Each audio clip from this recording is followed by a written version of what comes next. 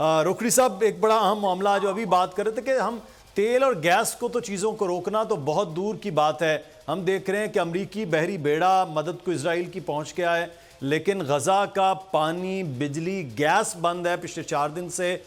मुस्लिम ममालिक तो पानी तक भी नहीं खुलवा सके। हमें तो कल भी 61 हिजरी में पानी बंद करबला में नज़र आया, तो आज गज़ा में जो है 1400 साल बाद भी पानी बंद है। हम तो पानी तक नहीं खुलवा सकते, बाकी क्या मदद हो सकती है हमारी? हम इतने क्या मजबूर और इतने कमज़ोर हैं मुस्लिम ममालिक? नहीं, हम कैसे पानी खुलवाएं? यानी कैसे कमज़ोर हैं? इसमें कौन सी शक वाली बात कौन सी है? अच्छा। अब्दुल्ला गुल की जो बातें मेरे भाई हैं, ये आइडियलिज्म के तौर के ऊपर बिल्कुल जस्टिफाइड हैं, ये बातें सारी दुरुस्त हैं ये बातें। अच्छा, अमरीकी बेड़ा इसराइल की मदद के लिए नहीं आएगा तो किसकी मदद के लिए आएगा? दूसरी चीज ये है कि मैं रिलेट करता हूँ इसको इराक में सद्दाम हुसैन का कुवैत के ऊपर चढ़ाई और उसके बाद फिर उस जंग का शुरू होना जी, और हमास की इस कार्रवाई के बाद गजा के ऊपर निहत्ते शहरियों के ऊपर एक जुल्म को जरी करते हुए उसको जस्टिफाइड कर देना।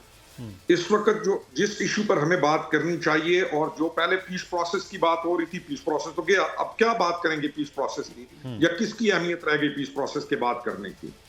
पीस प्रोसेस भी इसलिए था कि वहां पे जो लोग हैं वो इस जुल्म का शिकार ना हो, लेकिन तकदीर गालिब है, होना वही होता है जो तकदीर में लिखा है।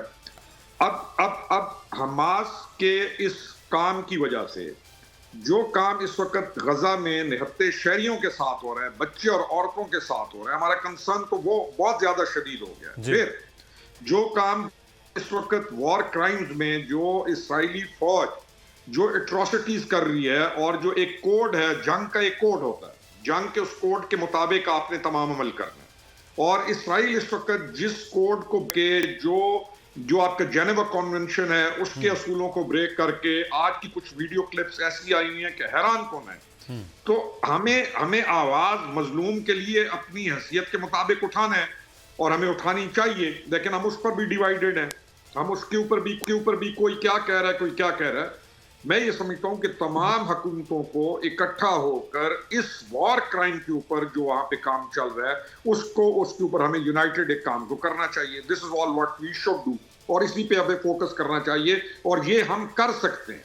कर क्यों नहीं पा रहे हैं रुकनी साहब? क्यों नहीं कर पा रहे हैं? फिर बस कर इसलिए नहीं पा रहे कि हमारा हम डिवाइडेड है, हमेशा की तरह आज भी हम डिवाइडेड है।